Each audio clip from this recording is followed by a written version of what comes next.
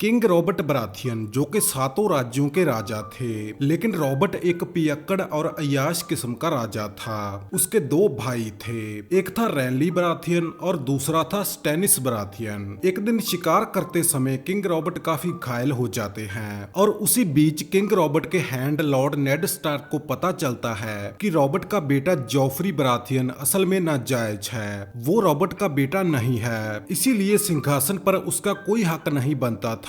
अगले ही दिन राजा रॉबर्ट की मौत हो जाती है और नेड स्टार्क रॉबर्ट के भाई स्टैनिस बराथियन को एक संदेश भेजते हैं और बताते हैं कि सिंहासन पे अब सिर्फ तुम्हारा हक है। लेकिन नेड स्टार्क किंग रॉबर्ट की बीवी यानी कि रानी सर्सी को बहुत कमजोर समझ रहा था। राजा की मौत के तुरंत बाद वो अपने बेटे जॉफरी को राजा घोषित कर देती है और लॉर्ड नेड स्टार्क को गिरफ्तार करवा देती है और सिंहासन पर पूरी तरह से कब्जा कर लेती है, क्योंकि उसके पिता का लैनिस्टर घराना बहुत ताकतवर और अमीर था और जॉफरी जो कि अब राजा था वो बहुत निर्दयी और बेरहम था। वो भरे बाजार में लॉर्ड स्टार्क का उसकी बेटियों के सामने ही सिर कटवा देता है और दूसरी तरफ लॉर्ड स्टैनिस बराथियन जिसने सिंहासन के लिए बगावत की शुरुआत कर दी थी, लेकिन वो पूरी तरह से एक लाल जादूगरनी मिसांड्रे के काबू में था, क्योंकि वो अपने काले जादू से उसे जीत दिलाने और सातों राज्यों के राजा बनने के सपने दिखा रही थी, जिसके लिए वो स्टैनिस के सामने कई सारे लोगों की बलि भी देती है। और सर डेवोस नाम का बंदा स्टैनिस का सबसे वफादार कमांडर और सलाहकार भी था। वो स्टैनिस को इस जादूगरनी की बातों में ना आने के लिए उसे समझाने की बहुत कोशिश कर रहा था, लेकिन मेलिसेंड्रे बहुत ताकतवर और चालाक जादूगरनी थी और स्टैनिस को उस पे पूरा भरोसा था। सर डेवोस कहते हैं कि जंग सेना और जहाजों से जीती जाती है, लोगों को जिंदा जलाने से हमें कुछ हासिल नहीं होगा, लेकिन जादूगरनी कहती है कि स्टैनिस को खुद प्रकाश के देवता ने चुना है, उन्हें कोई भी हरा नहीं सकता,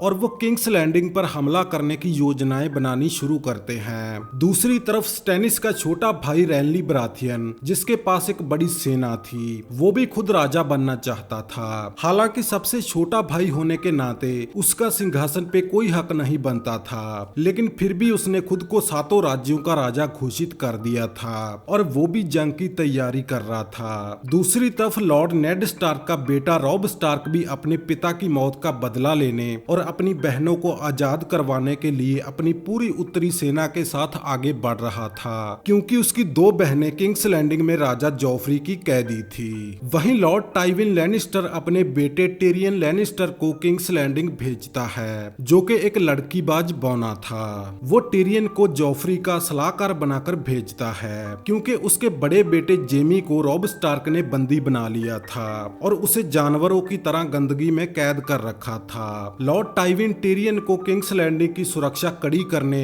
और जंग की तैयारी करने को कहता है, क्योंकि इन्हें चारों तरफ से घेरा जा रहा था। टिरियन एक बहुत ही चालाक बौना था। दूसरी तरफ स्टैनिस ने हमले की पूरी तैयारी कर ली थी, लेकिन पहले वो अपने छोटे भाई रैनली से मिलने जाता है और उसे उसके सामने घुटने टेकने को कहता है। रैनली के पास काफी बड़ी सेना थी, तो वो कहता है कि तुम ये जंग कभी नहीं जीत सकते, क्योंकि मेरे पास बहुत सारे सैनिक हैं। तो स्टैनिस की लाल जादूगरनी अपने काले जादू के जरिए रैनली को मारने का प्लान बनाती है और अगले ही दिन स्टैनिस की शक्ल वाला एक काला साया रैनली के सीने में खंजर घोंप देता है और रैनली की बॉडीगार्ड ब्रियन के सामने ही उसकी मौत हो जाती है और रैनली के सैनिक ब्रियन को ही कातिल समझने लगते हैं। तो ब्रियन लेडी कैट के साथ वहां से भाग जाती है और रैनली की मौत का बदला लेने की कसम खाती है। इसके बाद रैनली की सारी सेना स्टैनिस के साथ जुड़ जाती है, क्योंकि वो सभी बराथियन घराने के सिपाही थे और अब स्टैनिस ही उनका आखिरी बचा हुआ लॉर्ड था। सर डेवोस एक बार फिर से स्टैनिस को समझाने की कोशिश करते हैं कि मैंने उस काले जादू को अपनी आंखों से देखा था, हमें ये सब नहीं करना चाहिए, लेकिन स्टैनिस को कोई फर्क नहीं पड़ता था, क्योंकि उसके भाई के सभी सैनिक अब उसके हो चुके थे और वो किसी भी कीमत पर आयरन थ्रोन पर बैठना चाहता था। दूसरी तरफ टिरियन देखता है कि शहर में राजा जॉफरी के खिलाफ बहुत ज्यादा नफरत है, क्योंकि वो एक बिगड़ा हुआ अत्याचारी लड़का था जिसे लोगों की कोई फिक्र नहीं थी, और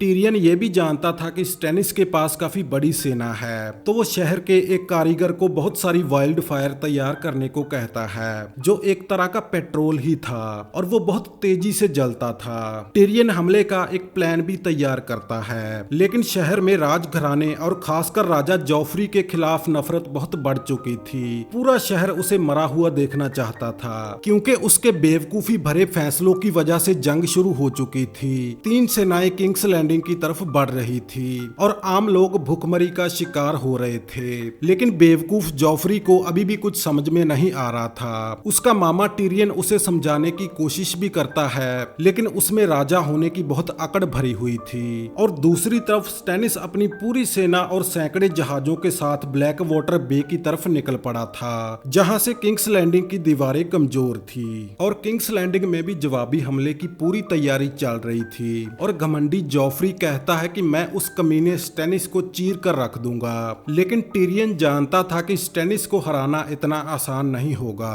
क्योंकि अगर उसने शहर का दरवाजा तोड़ दिया तो वो पूरे शहर पर कब्जा कर लेगा और इनका खेल खत्म हो जाएगा। लगभग आधी रात हो चुकी थी और स्टैनिस का जहाज कयामत की तरह किंग्स लैंडिंग की तरफ बढ़ रहा था, लेकिन कई दिनों के समुद्री सफर की वजह से उसके सैनिक थक चुके थे और कई बहुत बीमार हो चुके थे। सर डेवोस का बेटा भी उसके साथ जहाज पे था और उसे उस जादूगरनी की वजह से पूरा यकीन था कि लॉर्ड स्टैनिस ईश्वर द्वारा चुने गए राजा हैं। सर डेवोस कोई अंधविश्वासी नहीं थे, लेकिन वो स्टैनिस के साथ पूरी तरह से वफादार थे। जल्दी ही इनके जहाज शहर के पास पहुंच चुके थे और शाही महल में टिरियन भी अपनी पूरी तैयारी कर चुका था। सभी औरतें और बच्चे तय खानों में जा रहे थे और राजा जॉफरी अपना सुनहरा कवच पहने हुए अपने गार्ड्स के साथ घूम रहा था। लेकिन टिरियन ने पूरा प्लान बना रखा था। राजा जॉफरी हमले के लिए उतावला हो रहा था और तभी सर डेवोस को एक जहाज उनकी तरफ आता हुआ दिखाई देता है। सभी हमले के लिए तैयार थे,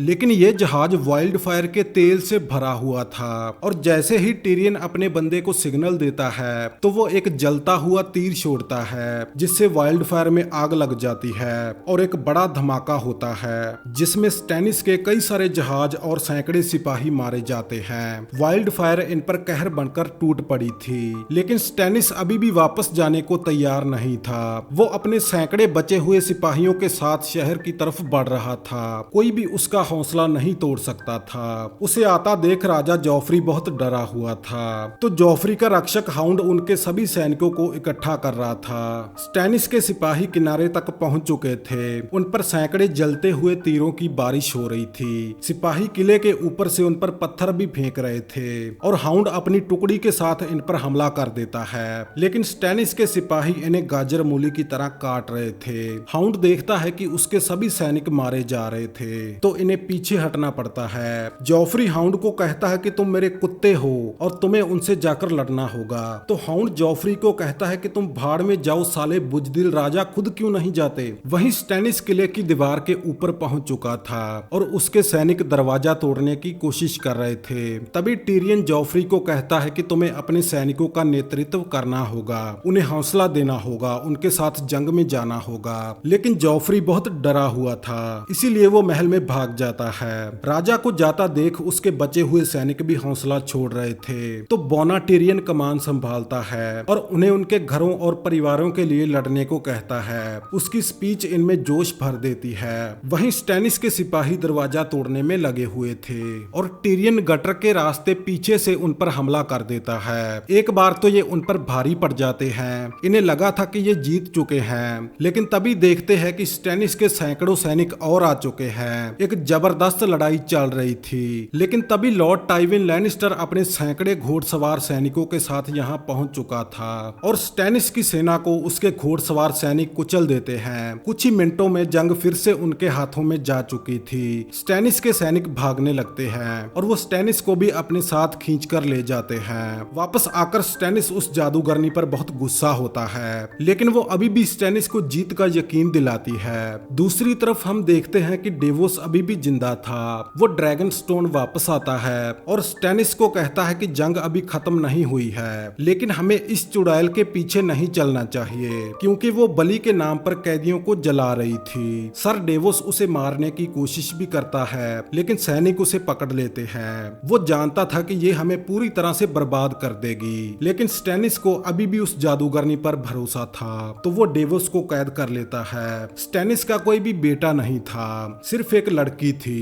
जिसे एक बीमारी थी जिस वजह से वो बदसूरत थी, लेकिन सर डेवोस को वो अपनी बेटी की तरह ही लगती थी। इसके बाद वो जादूगरनी कुछ बागियों के पास जाती है और उन्हें ढेर सारा सोना देकर उनसे गैंड्री नाम के एक लड़के को खरीद लेती है, जो कि राजा रॉबर्ट का नाजायज बेटा था, यानी कि उसमें शाही खून था। और मेलिसेंड्रे उसके खून के साथ कोई जादू टोना करना चाहती थी। वो उसे स्टैनिस के महल में ले आती है, उसे अच्छी तरह से तैयार करती है और उसके कपड़े उतारकर उस पर जोक छोड़ देती है। ये समय आते आते लॉर्ड स्टैनिस ने डेवोस को भी रिहा कर दिया था। वो जादूगरनी गैंड्री के खून से जॉफरी को मारने के लिए फिर से काला जादू करती है, लेकिन डेवोस ये नहीं करना चाहते थे। वो जानते थे कि वो जादूगरनी इस लड़के को मार डालेगी, तो वो छिपकर उस लड़के को वहां से भगा देते हैं, जिससे वो जादूगरनी फिर से गुस्सा हो जाती है और इसके लिए सर डेवोस को एक बार फिर से कैद कर लिया जाता है। लेकिन तभी सर डेवोस स्टैनिस को एक संदेश देते हैं जो उत्तर से आया था, और तभी जादूगरनी अपनी आग में देखती है और बताती है कि असली जंग तो उत्तर के बर्फीले पहाड़ों में चल रही है और आपको वहां जाना होगा।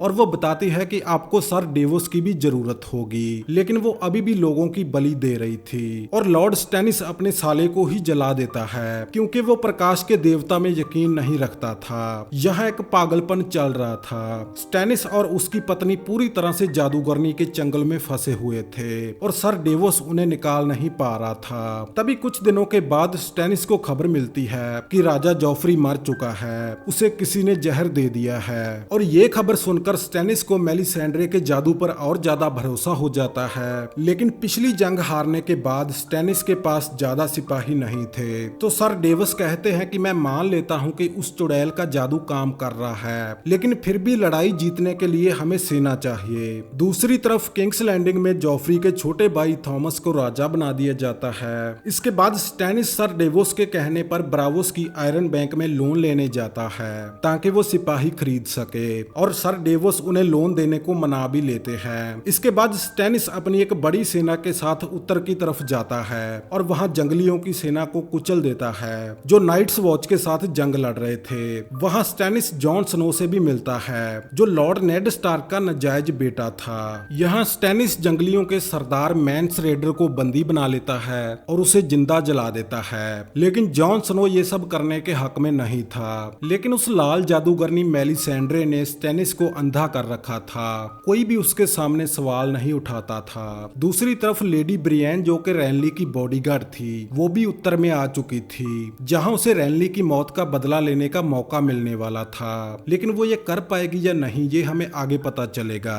यहाँ उत्तर में विंटरफेल पर बोल्टन्स का कब्जा था, क्योंकि रॉब स्टार्क और उसकी माँ को रेड वेडिंग में धोखे से मार दिया गया था। स्टैनिस जॉन स्नो को उसका साथ देने को कहता है, लेकिन जॉन अब नाइट्स वॉच का कमांडर था, इसीलिए वो स्टैनिस को मना कर देता है। लेकिन स्टैनिस खाली हाथ उत्तर से लौटने वाला नहीं था, उसकी पत्नी और बेटी भी उसके साथ थी। वो तय करता है कि पहले वो उत्तर के विंटरफेल पर कब्जा करेंगे, क्योंकि उत्तर एक बहुत विशाल और ताकतवर इलाका था। अगर उत्तर उसके कंट्रोल में होगा तो वो बहुत ताकतवर हो जाएगा और आसानी से आयरन थ्रोन जीत सकेगा। वो अपनी पूरी सेना विंटरफेल के किले की तरफ ले जाता है, लेकिन उसकी सेना को इतनी सर्दी में लड़ने की आदत नहीं थी। वो बीमार हो रहे थे, यहाँ तक कि उनके घोड़े भी मर रहे थे, और सर डेवोस जानता था कि उनकी मुश्किलें बढ़ने वाली हैं। वो स्टैनिस को समझाता है कि हमारे सिपाही लड़ने की हालत में नहीं हैं, क्योंकि यहाँ लगातार बहुत बर्फबारी हो रही थी, जिस वजह से उनका राशन भी नहीं पहुंच रहा था। तो डेवोस कहते हैं कि हमें एक बार कैसल ब्लैक वापस लौट जाना चाहिए और बर्फ रुकने का इंतजार करना चाहिए। लेकिन स्टैनिस कहता है कि अगर मैं यहाँ से भी पीछे हटा तो लोग मुझे भगौड़ा कहेंगे और मैं कभी भी राजा नहीं बन पाऊंगा, इसीलिए हम सिर्फ आगे बढ़ेंगे, हम या तो जीतेंगे या मरेंगे। इसके बाद स्टैनिस उस जादूगरनी को भी कोसता है कि मैंने सालों से तुम्हारी हर बात मानी है, लेकिन अभी तक मुझे कुछ भी हासिल नहीं हुआ। लेकिन वो कहती है कि मैंने आपको राजा बनते हुए देखा है और मैं आपको उस तख्त पर बिठाकर ही दम लूंगी, लेकिन उसके लिए आपको एक और बड़ा बलिदान देना होगा, हमें शाही खून वाले किसी की बलि देनी होगी। उसका इशारा स्टैनिस की छोटी सी बेटी की तरफ था, लेकिन स्टैनिस कहता है कि हमें कोई और रास्ता निकालना होगा। वो जादूगरनी कहती है कि यही एक रास्ता बचा है, लेकिन स्टैनिस ये करने को तैयार नहीं था। वो अपनी बेटी से प्यार करता था। लेकिन उसी रात बोल्टन्स के आदमी उनके कई सारे तंबुओं को जला देते हैं, उनका राशन तबाह कर देते हैं, इनके कई सारे सैनिकों को मारकर हथियार और घोड़े भी ले जाते हैं। डेवोस फिर से कहता है कि माय लॉर्ड हमें पीछे हटना होगा, लेकिन इसके बाद स्टैनिस सर डेवोस को कासल ब्लैक वापस जाकर राशन और कुछ अच्छे घोड़े लाने को कहता है। लेकिन असल में स्टैनिस सर डेवोस को बहाने से दूर भेजना चाहता था, क्योंकि उसे पता था कि सर डेवोस राजकुमारी शिरीन को कभी जिलाने नहीं देगा। डेवोस कहते भी हैं कि कम से कम मुझे राजकुमारी को यहाँ से ले जाने दीजिए, उसके लिए जंग का मैदान ठीक जगह नहीं है। लेकिन उसने कभी सोचा भी नहीं था कि स्टैनिस ऐसा कुछ करने की सोच रहा था। उसे शिरीन अपनी बेटी जैसी ही लगती थी। उसी ने सर डेवोस को पढ़ना भी सिखाया था। डेवोस के जाने के बाद राजकुमारी को बाहर लाया जाता है और सैनिक उसे पकड़कर एक खंबे से बांध देते हैं। वो बेचारी बच्ची चिल्ला रही थी और उस लाल चुड़ैल से भीख मांग रही थी, लेकिन सैकड़े सैनिक और उसके माँ बाप बस खड़े होकर देखते रहते हैं और वो शैतान उस बच्ची को जिंदा जला देती है। आखिर लोग क्यों सत्ता पाने के लिए इस कदर पागल हो जाते हैं कि वो किसी भी हद तक जा सकते हैं। खैर अगले दिन बर्फ पिघलने लगती है और जादूगरनी कहती है कि देवता ने हमारी बलि कबूल कर ली है, माय लॉर्ड आज आपकी जीत निश्चित है। लेकिन जैसे ही स्टैनिस तंबू से बाहर आता है, उसे खबर मिलती है कि उसके लगभग आधे से ज्यादा सिपाही अपने घोड़ों के साथ सुबह होने से पहले ही भाग चुके हैं। तभी उसे एक और खबर मिलती है कि उसकी बीवी ने खुद को लटका लिया है, और तभी उसे एक और खबर मिलती है कि जादूगरनी भी हमें छोड़कर जा चुकी है। अब स्टैनिस की चारों तरफ से लग चुकी थी, लेकिन वो फिर भी सिपाहियों को हमले के लिए तैयार करने को कहता है। स्टैनिस अपने बचे हुए बीमार और कमजोर सैनिकों के साथ विंटरफेल की तरफ बढ़ता है। उसकी सेना पहले ही हार चुकी थी और स्टैनिस भी ये जानता था, लेकिन अब शायद वो भी मरना ही चाहता था। दूसरी तरफ किले में बोल्टन्स की सेना बिल्कुल तैयार थी। स्टैनिस अपनी बीमार सेना को मोर्चे बनाने और घेराबंदी करने को कहता है, लेकिन तभी वो देखता है कि बोल्टन्स की सेना पहले ही यहाँ पहुंच चुकी है। उनके पास बहुत सारे घोड़सवार सैनिक थे, इनके जीतने का कोई भी चांस नहीं था। लेकिन स्टैनिस हार मानने वालों में से नहीं था। बोल्टन्स इन्हें चारों तरफ से घेर लेते हैं और इनका कत्लेआम मचा देते हैं। स्टैनिस काफी जख्मी था, लेकिन अभी तक जिंदा था, और तभी वहां ब्रियन आती है जो उसके भाई रैनली की रक्षक थी, और उसने स्टैनिस को मारने की कसम खाई थी। स्टैनिस को पता था कि उसका अंत आ चुका है। वो कहता है कि चलो अपनी कसम पूरी करो, और ब्रियन स्टैनिस बराथियन का खात्मा कर देती है, जो एक महान कमांडर था, लेकिन उसकी सत्ता की लालसा की वजह से उसने बहुत भयानक कारनामे किए जो किसी भी तरह से जस्टिफाई नहीं हो सकते। आप किंग स्टैनिस बराथियन के बारे में क्या सोचते हैं, हमें कमेंट सेक्शन में जरूर बताएं।